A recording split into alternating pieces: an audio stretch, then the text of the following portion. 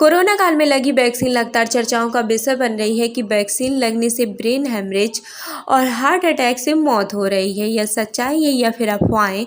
Corona काल के समय राष्ट्रीय अध्यक्ष इंडियन मेडिकल एसोसिएशन के पूर्व राष्ट्रीय अध्यक्ष डॉक्टर राजन ने इसको लेकर सच्चाई बताई है। डॉक्टर राजन शर्मा से एक विशेष बातचीत में माना कि कहीं न कहीं किसी भी दवाई का साइड इफेक्ट जरूर होता है।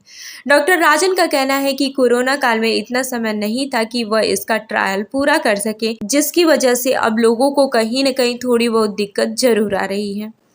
डॉक्टर राजन ने कहा कि कोरोना काल उस समय एक अंधेरी गुफा की तरह था। उन्होंने कहा कि किसी भी दवाई या फिर वैक्सीन के साइड इफ़ेक्ट हो सकते हैं।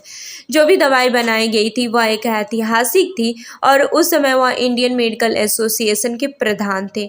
उन्होंने कहा कि लोगों का कॉन्फिडेंस बढ़ाने के लिए हमने खुद सबसे पहले वैक्सीन लगवाई। डॉक्टर मनमोहन सिंह की सरकार के समय स्वाइन फ्लू बीमारी आई थी, जिसका उस समय मोर्टालिटी रेट 7.4 था और कोई लॉकडाउन भी नहीं था, जबकि कोरोना काल का रेट 2.8% था।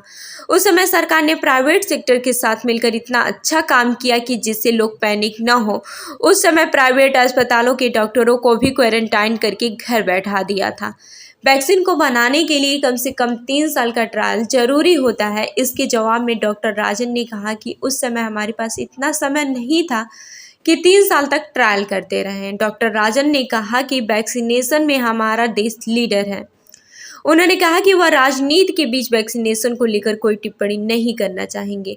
उनका कहना है कि जिस तरह मीडिया या फिर अखबारों में लगातार सुर्खियां बनी हुई है कि कॉम्प्लिकेशन तो हर एक चीज़ में है, अब भी कोरोना खत्म नहीं हुआ है क्योंकि वैक्सीन अभी भी लग रही है। डॉक्टर राजन ने कहा कि हम सरकार को कहते रहे 800 मेरे समय में और 2000 डॉक्टर मर गए और हमें सरकार की तरफ से जवाब मिला कि हमारे पास इसका डाटा नहीं है। उन्होंने कहा कि कोविड का एक भी टेस्ट बिना आधार कार्ड के नहीं होता था। अस्पताल में एडमिशन भी आधार कार्ड के बिना नहीं होता था और सरकार कहती है कि हमारे पास डाटा नहीं है। उसके बावजूद 2000 डॉक्टरों की मौत आज कहीं न कहीं भुला दी गई।